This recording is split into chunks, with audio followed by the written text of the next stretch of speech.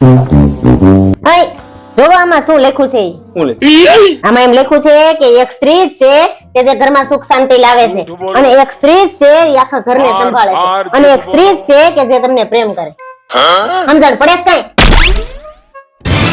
સમજણ એકદમ બરાબર સમજાઈ ગયું કે એકદમ મસ્ત જિંદગી જીવવા માટે જીવનમાં એક બેન ત્રણ બૈરા હોવા જરૂરી છે.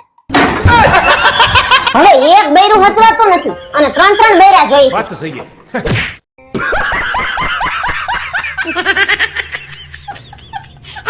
આના જેવા હોય ને તો પાંચ બૈરા બરાબર છે.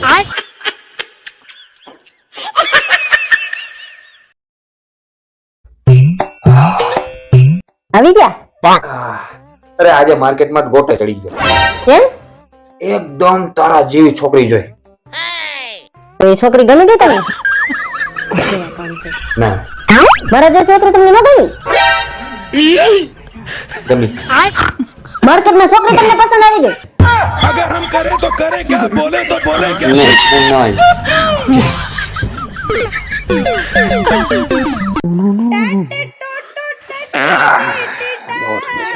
લે આવી ગયા તમે ના ના હજી તો રસ્તામાં છું. દેખાતું નથી આવડો મોટો. સારું તમે ફ્રેશ થઈ જાઓ પછી મારે તમારું એક કામ છે. એક મિનિટ ઉભી રહે ઉભી રહે ઉભી રહે. બે શું કામ છે?